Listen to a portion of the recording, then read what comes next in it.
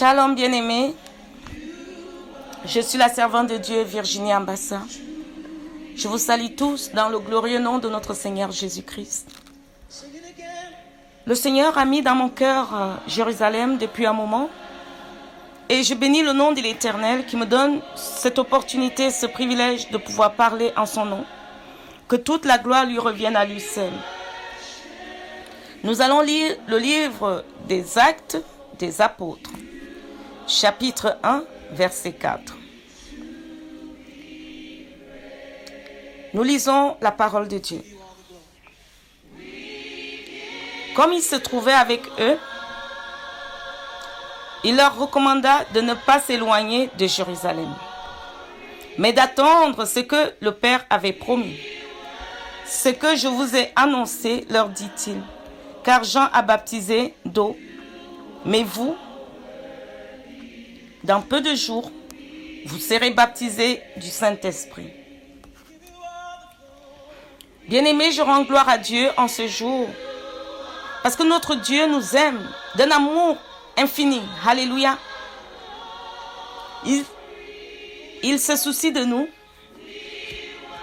Il connaît nos faiblesses. Il connaît tout. Alléluia. Mais la parole de Dieu nous dit que c'est lui qui nous a choisis. Ce n'est pas nous qui l'avons choisi. C'est lui qui nous a choisis afin de porter des fruits. Alléluia. Des fruits pour le Seigneur. Mais dans sa sagesse, le Seigneur savait que nous ne pouvions pas le faire. Nous ne pouvions pas le faire de nous-mêmes. Alléluia. Le Seigneur était en train de se séparer de ses disciples. Il se séparait des disciples physiquement, non pas par son esprit. Les disciples qui étaient habitués à voir le Seigneur physiquement se sentaient orphelins. Mais le Seigneur leur a dit, je vous enverrai, attendez, je vous enverrai quelqu'un, le consolateur, le Saint-Esprit de Dieu. Alléluia. Et Jérusalem, dans cette partie de nos vies aujourd'hui, nous ne savons pas attendre le temps de Dieu. Alléluia. Lorsque Dieu veut se manifester dans nos vies, alléluia, il s'assure que nous sommes équipés. Il s'assure que nous avons attendu à Jérusalem, que nous avons été brisés, que nous avons jeté notre vieil homme, notre vieille femme, notre nature pécheresse. Alléluia. Il s'assure que nous ne marchons plus par la vue, mais par l'Esprit de Dieu. Il s'assure que notre mentalité a changé. Il s'assure que notre vie est éclairée à la lumière de la parole de Dieu. Alléluia. Dieu ne fait rien au hasard.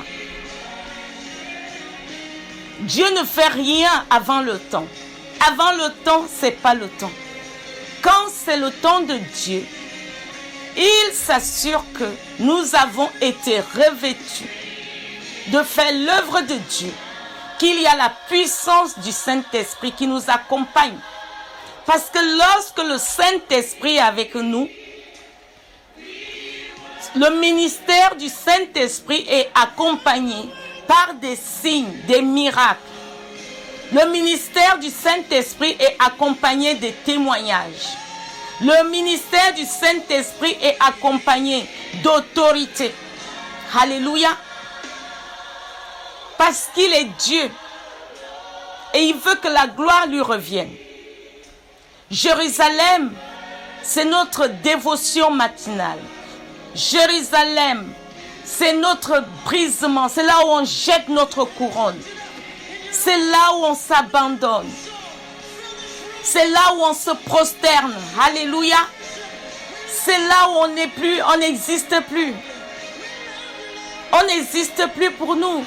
On existe parce que Dieu nous a appelés. Et il nous a revêtus de son esprit. Alléluia. Nous ne cherchons plus l'approbation des hommes. Parce que véritablement, lorsque le Saint-Esprit vient, il bouleverse tout, notre manière de vivre, notre manière de penser. Il ne pense pas comme les hommes. Il dit, vos pensées ne sont pas mes pensées. Autant le ciel est élevé, autant mes pensées sont élevées. Alléluia. Nous ne pouvons rien faire sans le Saint-Esprit, sans le revêtement. Bien-aimé, je vais t'appeler aujourd'hui à rentrer dans cet endroit d'intimité, à rentrer dans cet endroit où la chair est crucifiée véritablement. Quand la chair est morte, elle a du mal à parler, elle a du mal à murmurer, elle a du mal à parler. Si ce n'est pas sous la puissance du Saint-Esprit, la chair se tait. Parce que le Saint-Esprit, quand il est sur toi, quand il tombe sur toi, ta vie change. Tu vas de gloire en gloire. Les choses qui te semblaient impossibles commencent à devenir possibles. Il commence avec ta propre vie. Alléluia. Il ne commence pas dehors. Il commence avec toi-même. Bien-aimé, toi-même tu dois témoigner en premier. Tu ne peux pas aller sans témoignage de ce que Dieu a fait dans ta vie. Si nous lisons le verset 8, la Bible dit, mais vous recevrez une puissance, le Saint-Esprit survenant sur vous. Et vous serez mes témoins à Jérusalem, encore à Jérusalem. Jérusalem, c'est d'abord nous, dans notre propre foyer, notre propre maison, notre propre nation. Tu ne peux pas quitter ton territoire sans témoignage. Avant d'aller, pour que tu ailles dans les autres nations, il faut que tu témoignes d'abord chez toi.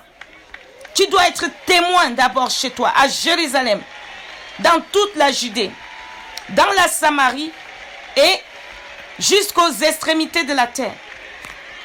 Jérusalem, tu dois d'abord commencer par toi-même, bien-aimé.